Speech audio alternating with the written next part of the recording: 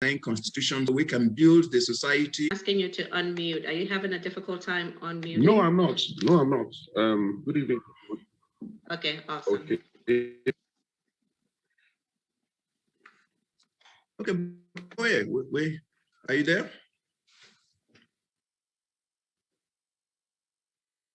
There you are. Unmute, please. Can hear you.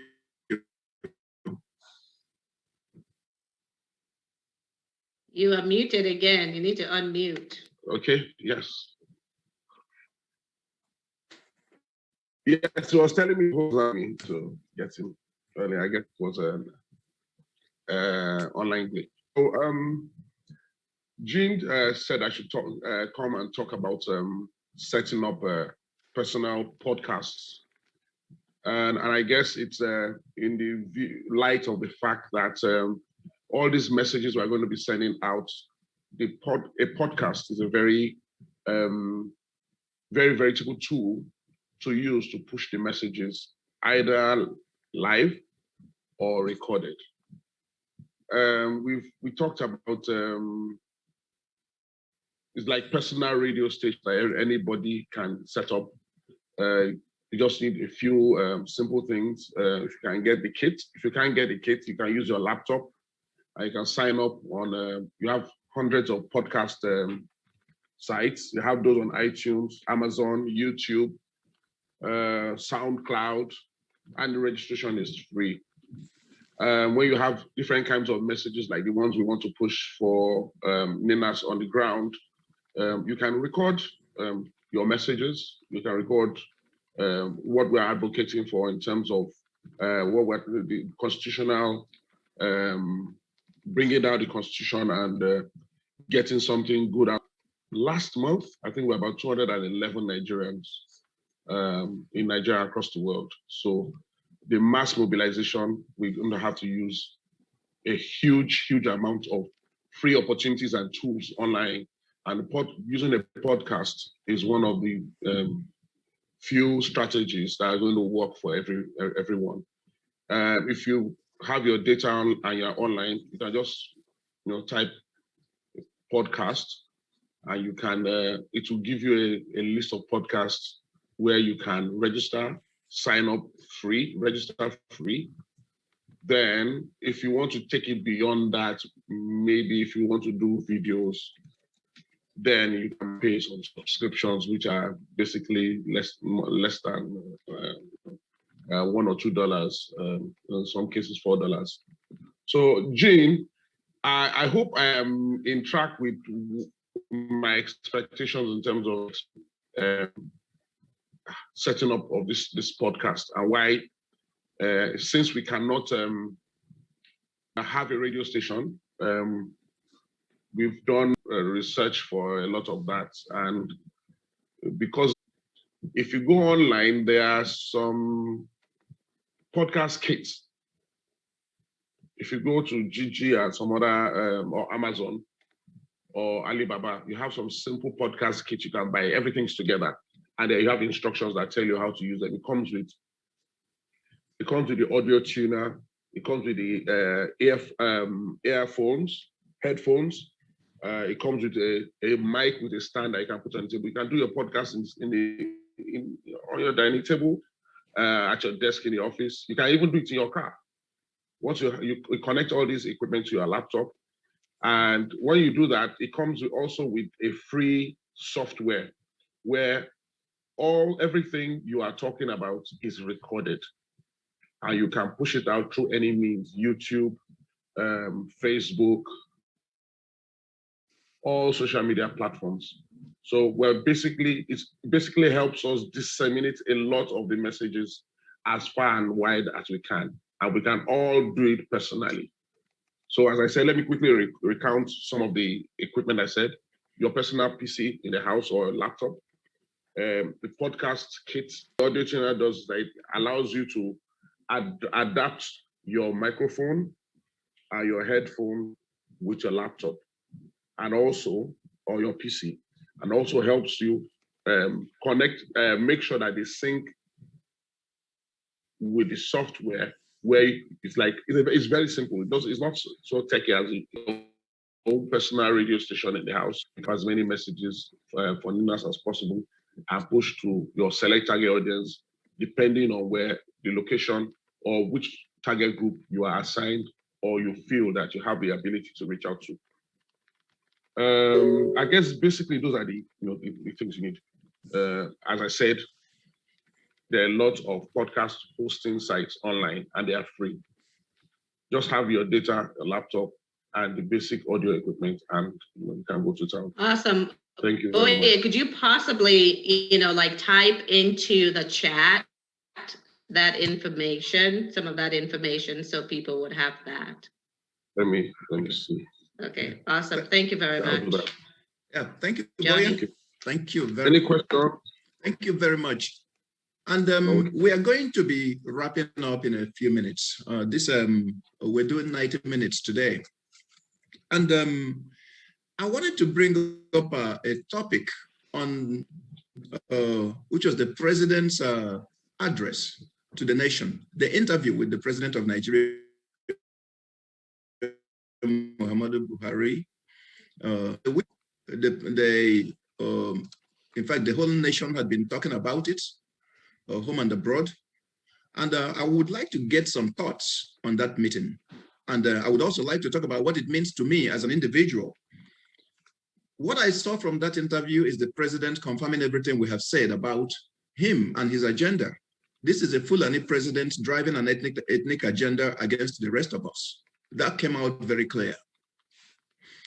Another thing that came out very clear is that this is a president who wants to fight a fight, who wants to engage in a fight that he is comfortable with, a fight he is very well equipped to win, which is physical war. A president talking about a section of his country as though he was talking about a foreign country in war mode. That is where Buhari was. It tells me that this is a president who understands that the foundations of the nation have been shattered with the constitutional dispute by Ninas. This is a president who you have not heard him publicly talk about Ninas or the constitutional force majeure. And yet, this is the one issue that is driving everything that he has been doing, including trying to get a constitutional amendment through the Constituent Assembly.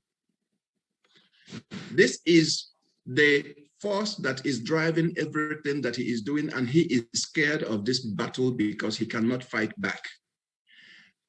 The caliphate has lost this one. The foundation, us knowing that the constitution is a fraud, we cannot go back to not knowing it anymore. We know what our rights are now. And him trying to drag a certain section of the country into a physical war, so he can beat an organization and pretend like he conquered Igbo or Ndi Igbo in there. He's out there engaging one organization, and then he is making it look as though every Igbo person, unlike me, is a member of that organization. That's telling us that this is someone who is trying to divert attention to the defeat that he has already experienced. Folks, this is very real. This is the effort that is going to change Nigeria. This is an effort that is going to secure our sovereignties. This is Ninas. This is the solution to all these problems that we have been lamenting about. There is no pulling back. This is Ninas, ladies and gentlemen. I see a comment from Nonye Niyi. Please, I see some hands raised, and we're going to take questions at this point. I'm going to ask you, Nonye, to unmute and ask your question.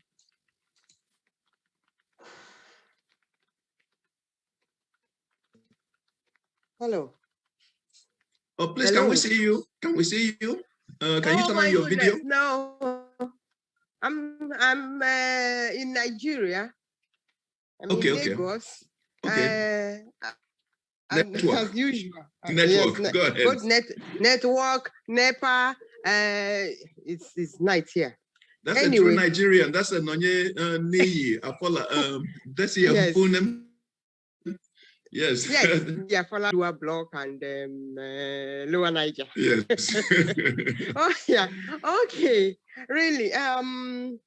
What you're saying about the Constitution and message or interview or whatever. Actually, I didn't listen to it because I wouldn't. I don't like listening to such, so that I don't raise my blood pressure. But I have a concern. When we say that the Constitution has been, it is what is remaining is for it to be adopted. I don't understand what that means. Because when these people are still planning everything with this constitution, that to just do was the more you look, the less you see with these amendments or whatever they are doing, and everything is still proceeding for them to go on to 2023 and organize the election, take whatever they want to do and continue. Because if this election, if you come to this election, everything, of course, there will be no change, because that is just going to hand over to another person to, because right now, what we have in Nigeria is not the president. What we have is the presidency. So just one of them from the presidency will just become the figurehead, and everything will continue. So let me understand what is meant by this adoption of the bringing down of the constitution, the force majeure. Then again, I want to say something to what the reverend said, the pastor said about people, preaching in us in the churches. And I wanted to say, well, because some churches, that churches are not just their branches, they have their head somewhere, and any pastor, you need to obey, do what is right from the head.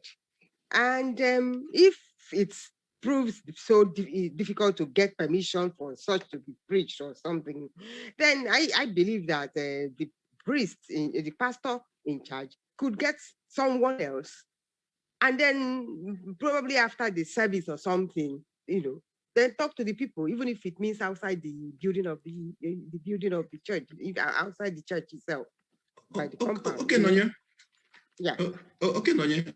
Because of time, we're going to. Who would like to take that question? The first question on I can talk to you about the constitutional force majeure. Okay. If you look at the Constitution of Nigeria, this was made by individuals. Yeah. Headed by the military. A constitution is a social contract. In other words, some people got together and said, this is the constitution upon which the nation is going to sit. Yeah, I got that. But when you say it has been brought down, I get it. What we have is a constitutional dispute. We have said now that there is a dispute on that constitution. If there's a dispute, it is up to us to determine what that dispute means. Does that dispute mean we continue to engage on the basis of that constitution or on a different basis? The moment a group came out, the moment people, like if you look at this platform right now, this is every group in Nigeria, in the Alliance territory represented. This is the majority of Nigeria. It is what we are saying that matters.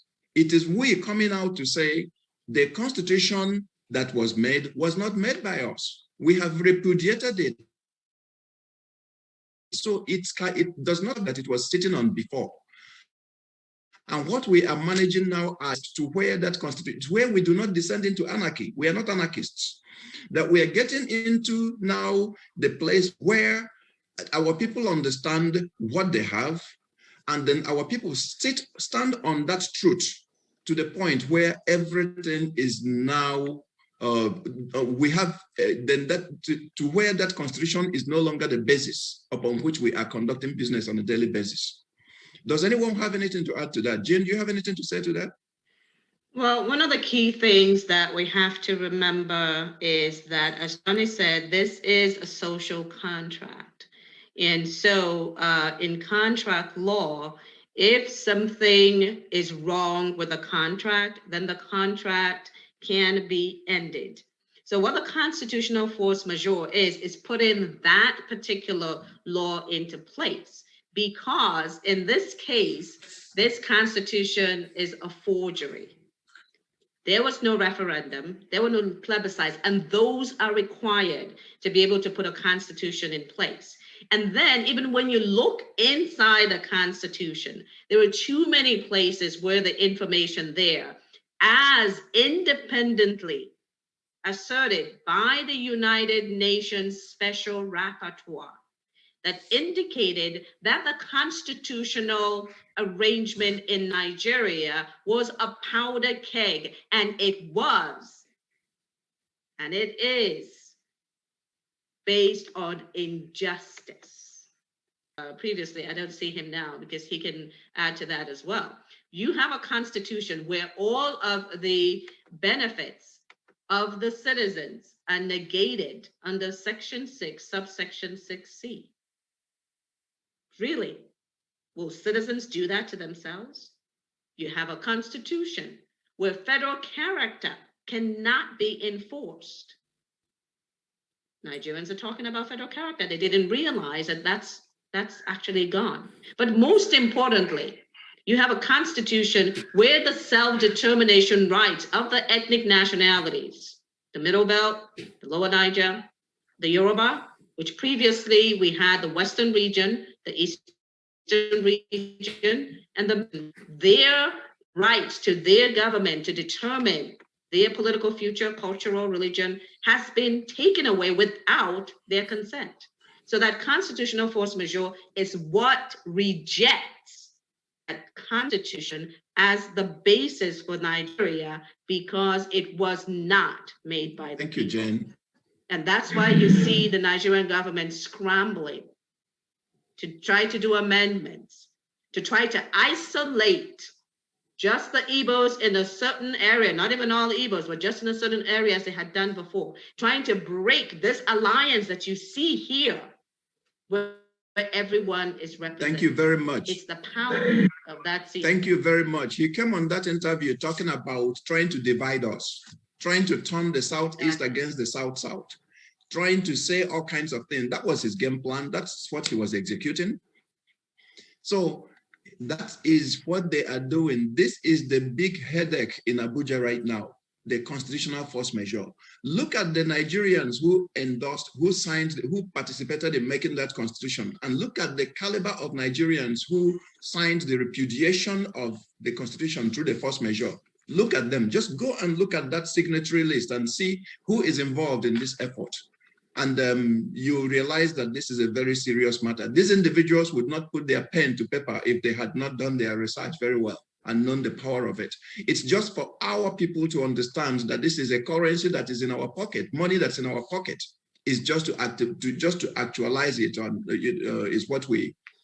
I mean, just to be able to now know what it is,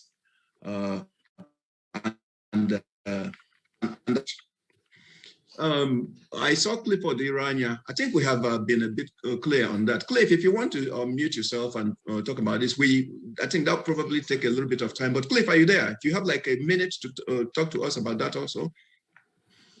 You can. Thank you very much. Can you hear me? There he is. Yes. Yes. You can hear me, right? Yes, I can hear you. Yes. I think the question the lady was asking is I think the question is more of what now or what next. I think if I heard her clearly, she was asking what next. That's sister. The sovereignty disputes which resulted to declaration of constitutional metamorphosed into a three-stage action. Please, I need you to kind of listen carefully so that you know what next. Three-stage action. The first one was the 90-day of grace given to federal government to meet up with the 5 demands. 30-day own people in the politicians, our representative in the government and other places, 30 days for them to consult with us. And that 30 days elapsed. So beginning from April 17, 2021, there is 120 days given generally now, both the federal government, our politicians, the international community, for everybody to come and let us talk about this and, try and forge a way forward, especially in the light of the 5 demands by the Alliance territory. So what now is that we have 120 days counting down, beginning from April 17, 2021. At the end of that 120 days, then we will have no option than to, begin to put in place what we said in the declaration, the post major declaration, which says that we will withdraw our, allegiance or whatever it is to the union. So that's what is we are for the 120 days. So that then whatever happens, nobody should be blamed or put blame on the Alliance territory because we have given sufficient time. Thank you very much, Clifford. Thank you, Dr. Clifford Iranya, for that. I see a question here from Korede Ayeni. Is it Ayeni Korede? Please unmute and ask your question.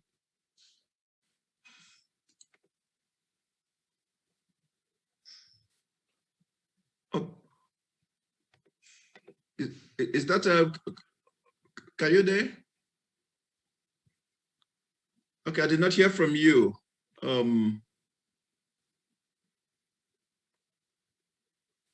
How about Emoro, Etefia? Efetia? I'm going to ask you to unmute. I'm asking, yeah. Okay, there you go. Okay. Oh, please speak up. Let's hear you. Yeah, can you hear me? Yes. Yes, thank you so much for this opportunity. I am excited with what is happening, with the momentum that Niners is getting, both in Nigeria and abroad. I am in the United States, and I want to say that it seems to me that there has to be some way to counteract what Buhari is trying to do. He's trying to make a scapegoat out of people, out of the Igbos, out of people in the Southeast. I mean, troops were sent to that part of the country saying that the IBOP people, terrorists, and so forth. However, my question would be that, why did he not send troops to the Southwest when Ametakun was formed? Why did he not send troops to go there and counteract that,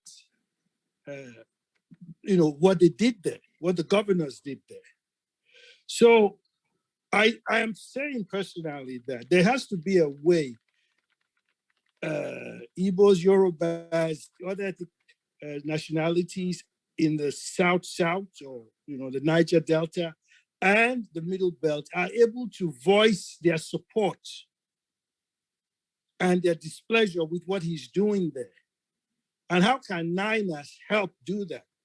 If other people speak out from other parts of the South and the Middle Belt that what you're doing, sending troops to go and oppress people in that part of the country is wrong, because he's thinking like a military man.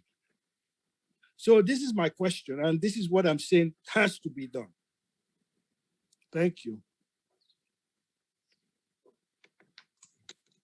Thank you very much. It's a sleight of hand strategy by the president. He wants to fight the kind of war that he's familiar with, war that he can win, using the apparatus of a war machine that has been built since 1960 to fight a group in the East. And then he wants to make it the thing everybody is talking about. It's just like a boxer wanting to settle it in the boxing ring, a swordsman wanting to settle a fight with swords. So he wants you to fight the kind of fight that he can win. He's fighting the organization that he's fighting for. Let's just say IPOB does not have a military, does not have Air Force, Navy, or Army. And IPOB, well, Igbos are not all IPOB. It's just like me saying that not everybody from the 12 contiguous states that from his side of the country are all parts of Boko Haram. They are not. But that's exactly what he is trying to make of the Southeast, just to use it as an excuse to destroy people he has enjoyed killing for a very long time. And that needs to stop. I'm happy for the voices that are coming out of different parts of Nigeria, from the West, from the Middle Belt, from the South, condemning it. That's the strength of our alliance. Look at this forum right now. It is Middle Belt, Yoruba, South. We know what the headache is about Nigeria. We know his game, and we have already cornered him by taking down that foundation. And you mentioned something about momentum. The momentum is on our side. Every week, there's a stronger support for Ninas. Absolutely. More people are knowing about what we're doing. So we are growing. And yes, we are going to be, we are heading toward the right direction. Momentum is on our side. Korede, are you back? I gave you audience to speak earlier, and then I didn't hear from you. Please unmute, yes, and then let's see if we can hear you. I'm back. Can you hear me now? Yes, please. Oh, thank you. I just want to thank you for putting together this program. I'm speaking to you from Western Australia. I need us to be aware that what is going on at the moment with our brothers in the East is a deliberate psychological warfare. They are deliberately harassing our people in the East. Oh.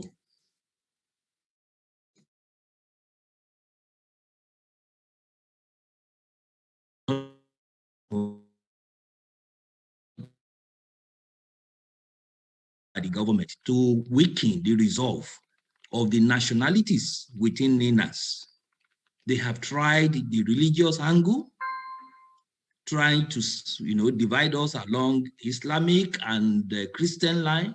But it is the issue on ground is much more than religion. Because even if you are talking about religion, the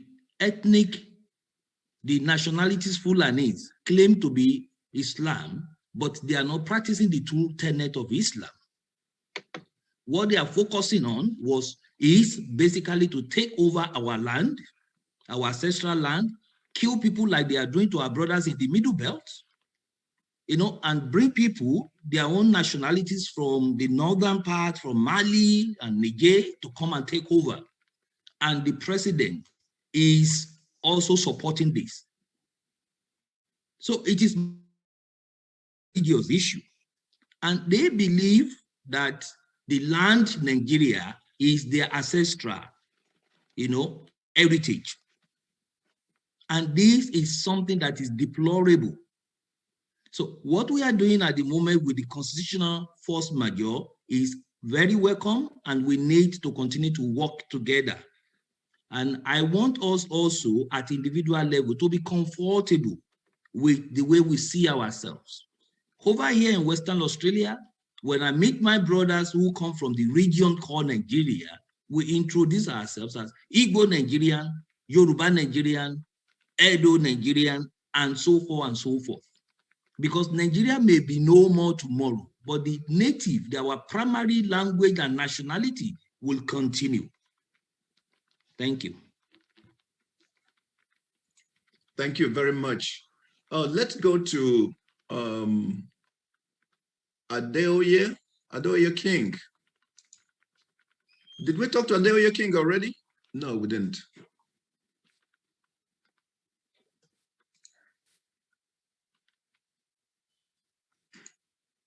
I'm having difficulty. Okay. Or let's go to Bola. Is Bola Ladoja available? We need to start wrapping up too. Yes, we need to wrap up. And yeah. I think at this point, actually, I was trying to unmute. Okay, that's okay.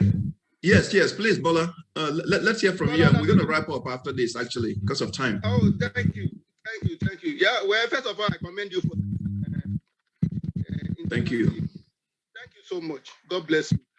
My question is this: the petition that is out asking for a referendum, please, how many months do we have to do it? Because I know normally it goes for 6 months. That's number one. Number two, when you I'm not hearing you very well. Please pick up. Draw closer to your mic, please, so we can hear you. Okay, sorry. I said the petition we have. Normally is supposed to go for 6 months. Even if that petition, we have to send it within 6 months.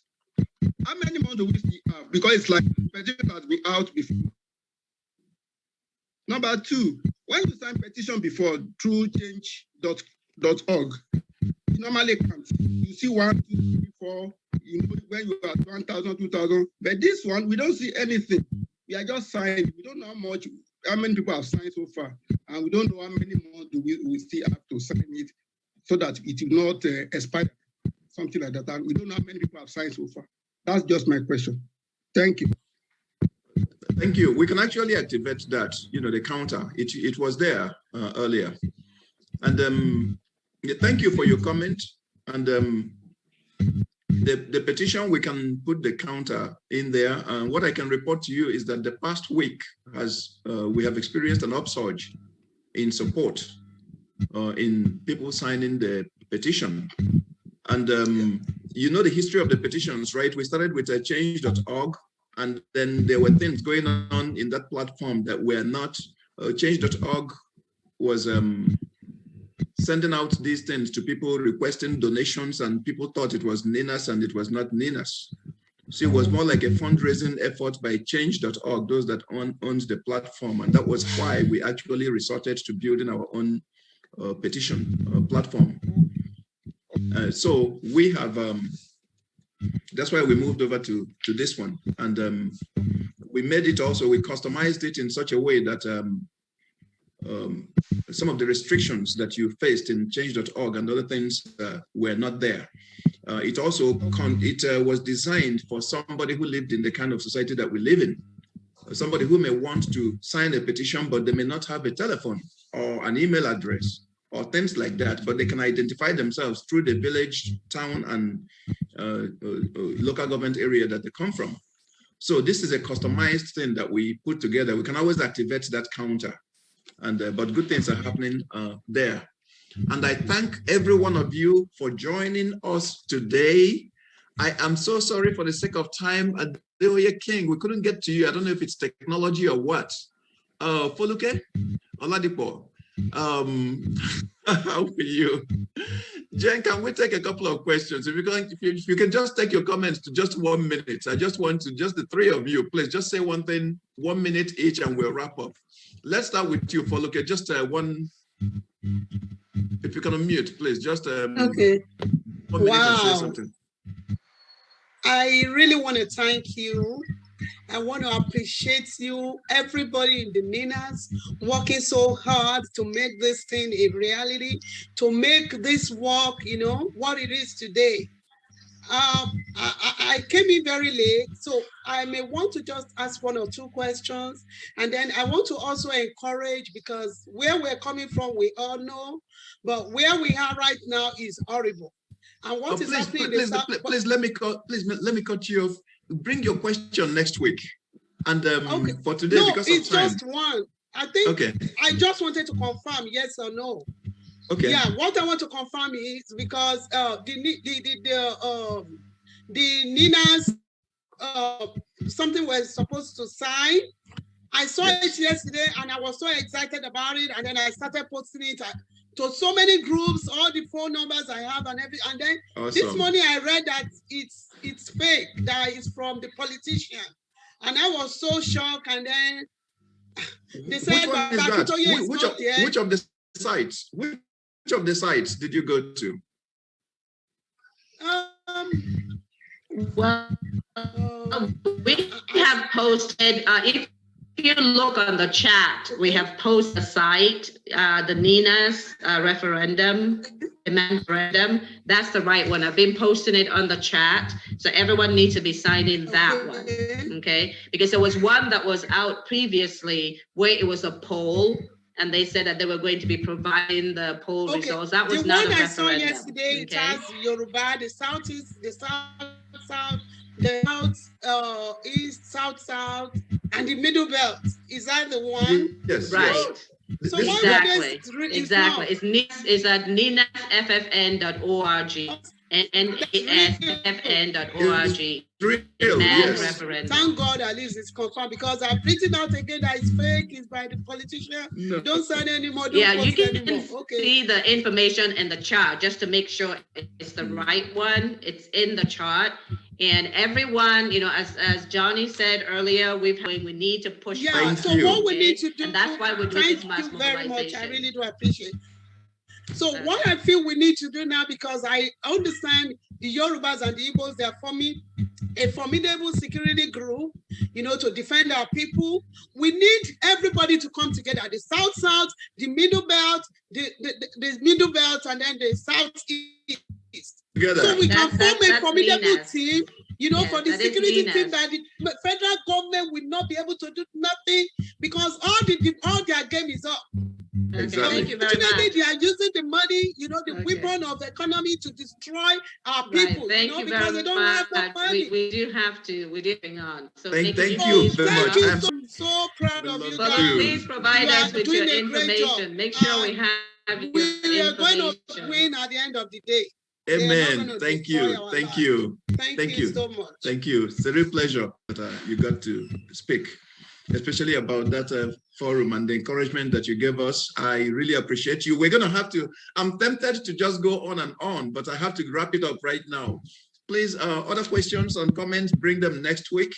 I thank everybody for joining. I'm going to unmute everyone. We're going to stop the recording, and then we're now going to ask everyone to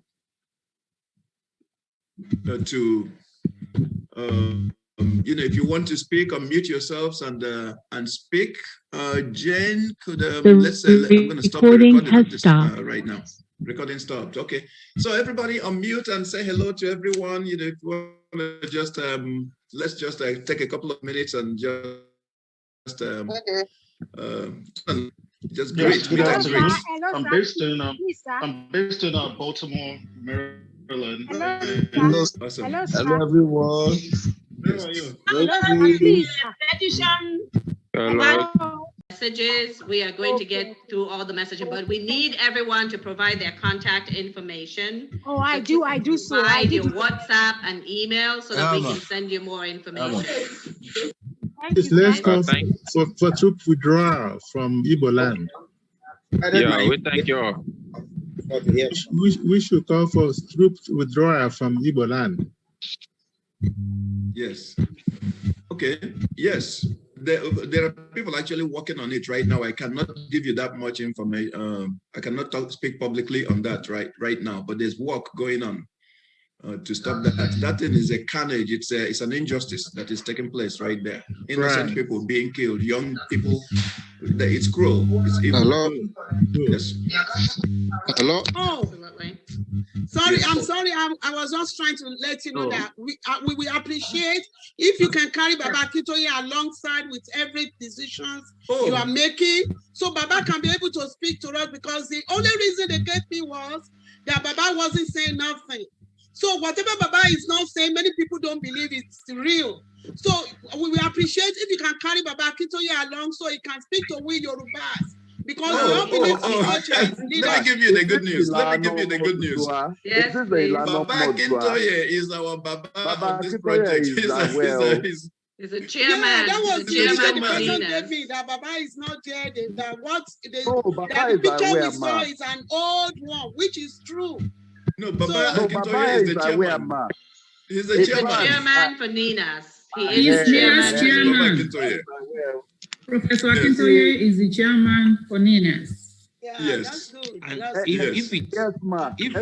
If it is coming from Ninas, it's coming. Baba also have a say there. We already this website now is what we just need to send to the youth wing.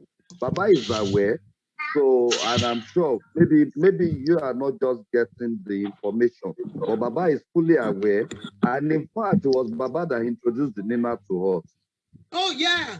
Yes. Yeah, that's on true. the day of the constitutional force majeure, it was Baba, in fact, when you see him attend one of the meetings that Baba Akintoye where he's interviewed, and ask him this question about Ninas. He is the chairman of Ninas. Thank you.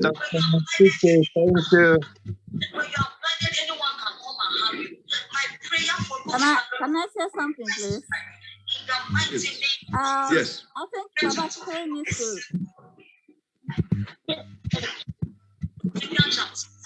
We do have to wrap up. We're coming on okay. We have to wrap it up now so Ginger Media can do other business. Thank you, everyone. You're having great. Please join our next meeting. Thank you. Pleasure to everyone. Thank you. Bye, everybody. Thank you. Love you all.